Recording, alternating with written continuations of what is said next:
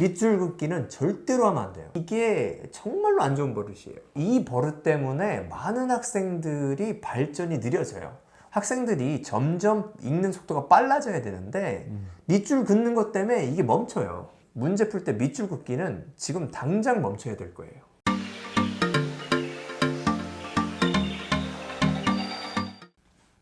안녕하세요. 대치동영어학원 내부 고발자입니다.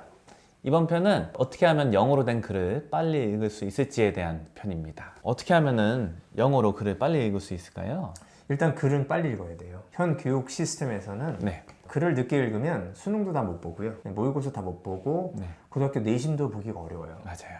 공무원 시험에서도 빨리 봐야 되는 것 같더라고요. 공무원 시험, 네네. 경찰 시험 이런 것도 굉장히 네. 빨리 봐야 돼요. 많은 사람들이 글을 빨리 못 읽어서 애먹더라고요. 많아요. 네, 엄청 많아요. 이거에 대해서 이제 최대한 저희가 도움을 드리면 좋을 것 같다. 실은 뭐 저 자신도 글을 빨리 읽는 편이 아니라서 약간 좀 느린 편인데 저도 이제 많이 배울 수 있을 것 같습니다. 저도 이 얘기를 직접 들었기 때문에 제가 가장 좋아하시는 고등학교 때 선생님, 네. 제가 의지를 굉장히 많이 했습니다. 네. 그분이 이제 철학과 졸업하시고 철학 석사인데 제가 이제 철학과 생각한다니까 그거 가지 말라 그랬거든요. 너 책 너무 늦게 읽어서 너 가서 고생한다. 너무 너 안 된다.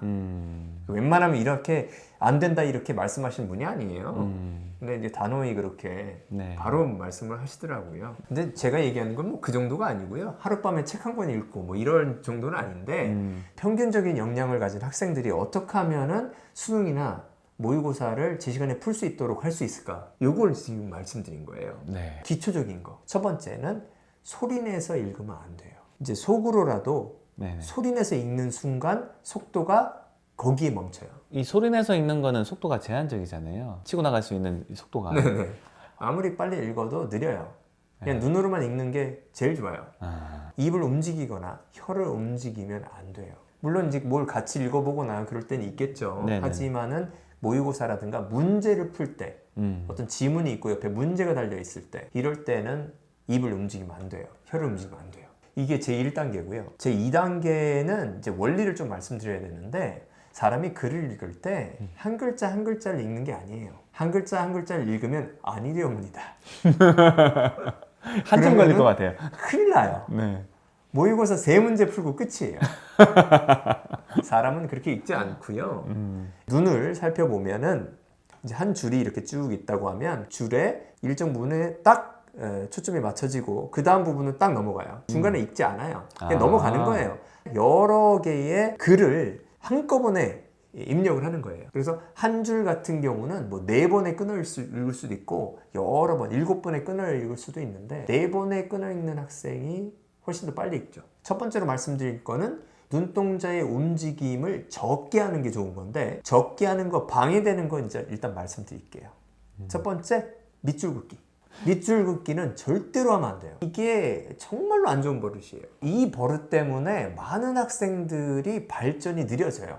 어떻게 느려지냐면 학생들이 점점 읽는 속도가 빨라져야 되는데 밑줄 긋는 것 때문에 이게 멈춰요. 밑줄 긋는 거를 그때 딱 멈추면은 갑자기 많이 좋아지냐? 아니에요. 그러니까 성장이 쭉 되다가 밑줄 긋기 시작하면 성장이 안 됐다가 그때부터 성장이 되니까 뭐 차이가 나는 거예요. 이만큼. 문제 풀 때 밑줄 긋기는 지금 당장 멈춰야 될 거예요.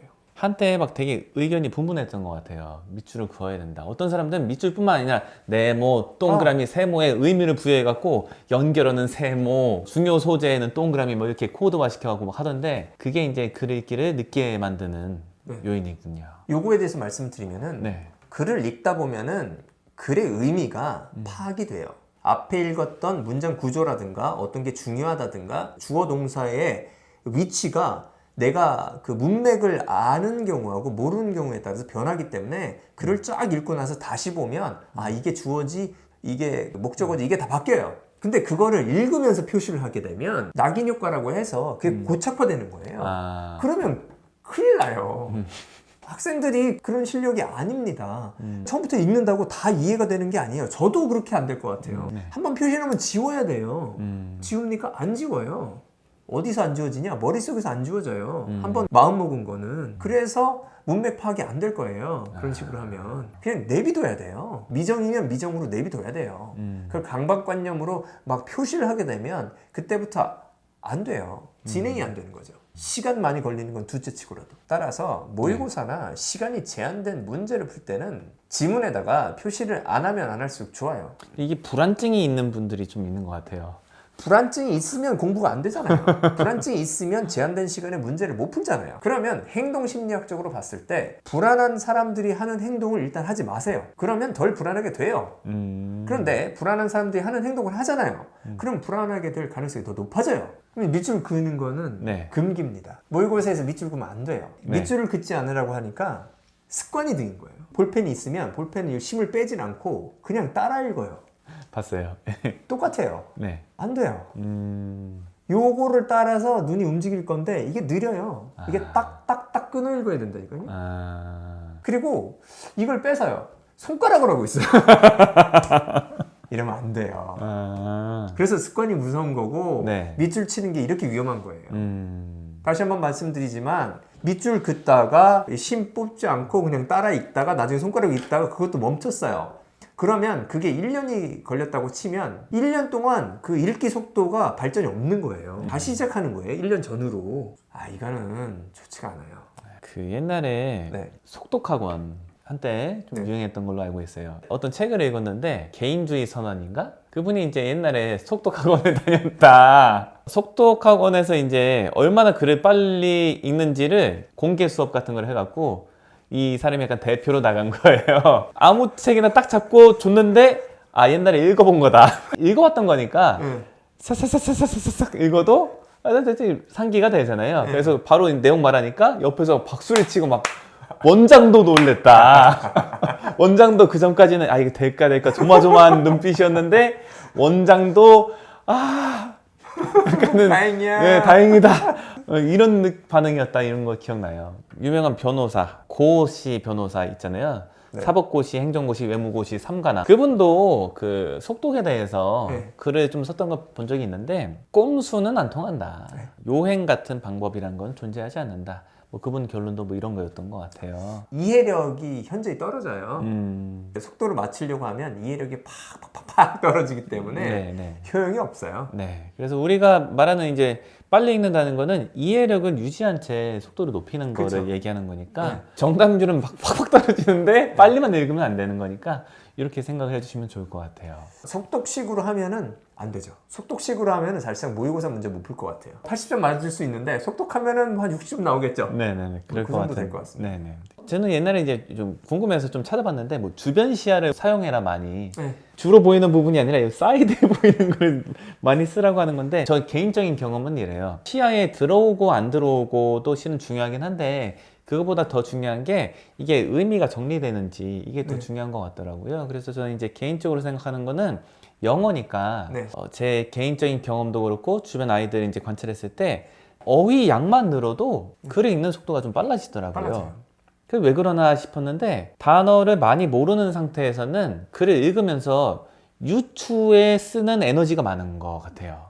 이 단어가 이게 뭐야 맥락상 익은 것 같은데 맞을까 하고 이게 생각해보면은 여기 시간이 소요가 되잖아요. 네.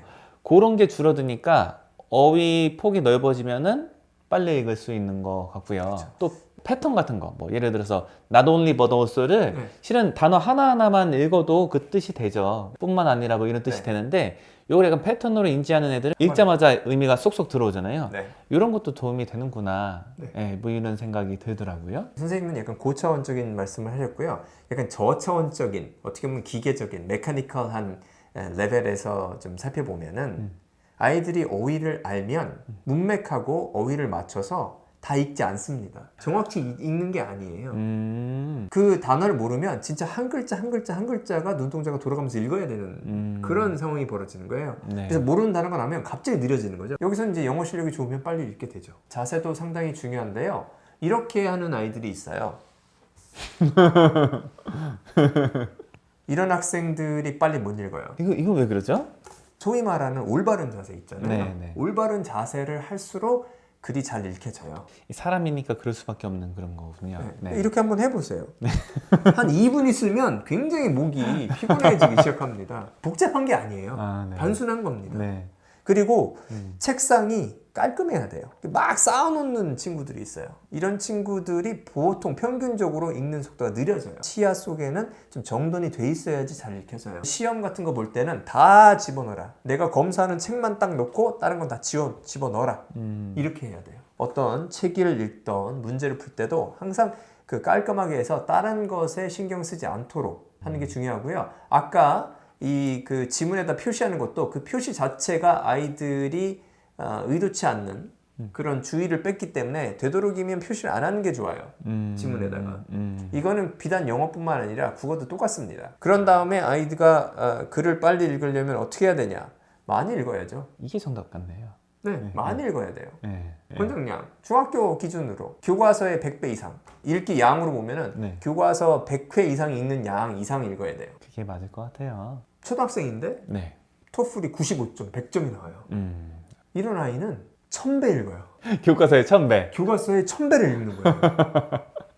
그런 것 같아요. 네. 네. 하루에 한 2시간씩 영어책을 읽어요. 일주일 내내, 1년 내내 몇 년 동안 읽어왔어요. 얘는 굉장히 빨리 읽어요. 저보다 빨리 읽어요. 그리고 모르는 단어가 와도 거침없이 쭉 읽어요. 이것도 원론적인 게 중요하죠. 네. 그래서 많이 읽으면 빨라지고요. 그런데 일정 한계는 있어요. 제가 이제 경험한 거나 제가 공부한 바로는 대부분의 사람들, 네. 특별히 뭐 지능이 좀 부족하지 않은 일반적인 사람들, 일반 학교에서 공부하는 대부분의 학생들은 많이 읽으면 수능, 모의고사는 다 읽을 수 있게 돼요. 제가 말씀드린 것처럼 뭐 교과서에 1년에 한 200배 정도 읽었다. 네. 그걸 몇 년 동안 했다. 그러면은 수능 모의고사는 시간 내에 다 읽을 수가 있어요. 그 이상은 능력이에요. 이제 빌 게이츠가 네. 네. 책을 많이 읽습니다.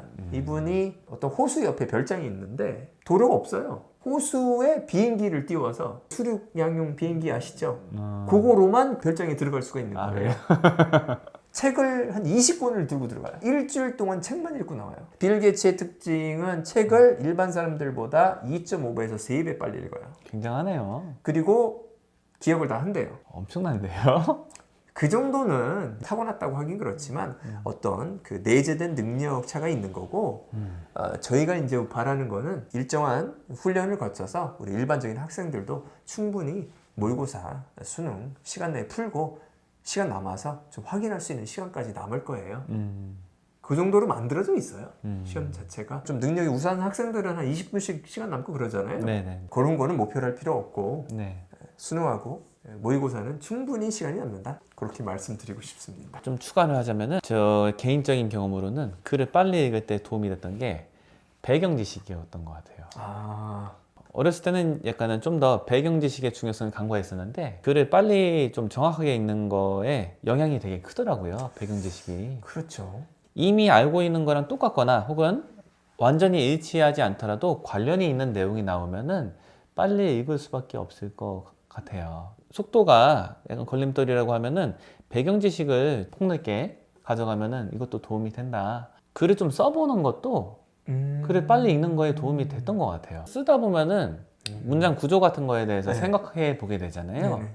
이렇게 써야지 의미가 이렇게 들어오는 거구나 라고 정확히 인지가 돼야지 쓸 수 있으니까. 그래서 쓰는 거를 통해서 인지를 정확히 하는 훈련을 했던 것 같아요. 그런 구조 같은 거를 좀 머릿속에 잘 잡아 놓으면은 좀 빨리 익히는 것 같기는 해요. 사람들이 접근할 때 이런 거 많잖아요. 최소한의 노력만 들여서 최대한을 뽑아 먹겠다. 이 마음은 누구나 같죠. 네. 근데 이제 어떻게 보면은 좀 제한적인 것 같아요. 글 빨리 읽는 거를 목표로 하는데 마음만 빨리 읽고 싶다고 해서 이게 빨리 읽어지는 건 아닌 것 같아요. 네. 아까 말씀하신 대로 제일 좋은 거는 많이 읽는 거고, 많이 읽는 거 해서 약간은 어느 정도 양은 됐는데 잘 모르겠다. 그 이외의 방법은 하면은 쓰는 것도 좀 해보면은 빨리 읽는 거에 도움이 될 것 같다. 그러면은 빨리 읽으려면 어떤 책을 선정해서 연습을 하냐 이런 생각을 할 거예요. 아, 그러네요. 빨리 읽으려면 어려운 책, 쉬운 책 중에는 쉬운 책으로 읽는 게 맞아요. 어려운 책만 읽어서는 빨리 읽는 연습이 안 돼요. 되게 관심 있고 네. 좀 수월한 그런 책을 읽는 게 음. 빨리 읽는데 연습이 되고요. 그러면은 모르는 단어가 거의 없는 책인데 아이들 공부가 되냐? 됩니다. 아이들이 단어를 다 안다고 해서 그 단어의 모든 쓰임이라든가 문장 구조를 알고 있는 게 아니기 때문에 단어 책이 한 권 있는데 그 책에서 모르는 단어가 거의 없다고 해도 네. 영어 책이라고 하면 분명히 공부에 도움이 돼요. 어떻게 보면 유치할 수도 있고 쉬운 책이라고 해도 네. 아이가 관심 갖고 1시간을 투자해서 읽는다고 하면 그 책을 읽는 게 좋아요. 만약에 그 책을 2-3번 읽는다? 좋습니다. 이런 친구들 많아요. 영어 점수가 보통 되게 높아요. 해리포터 시리즈 많이 읽는 거예요. 네네네네. 그거 한 3-4번 읽은 아이들은 빨리 읽고 네. 성적 잘 나와요. 책 읽기는 굉장히 신비한 작업이다 이런 생각이 드네요. 그쵸. 우리가 흔하게 개념적으로 정의하는 거 이상으로 뭔가 또 의미가 있는 것 같아요. 아까 말씀하신 대로 다독 제일 좋지 않을까 이런 생각이 듭니다. 영어로 된 글을 어떻게 하면 빨리 읽을 수 있을까에 대해서 말씀드렸습니다. 감사합니다.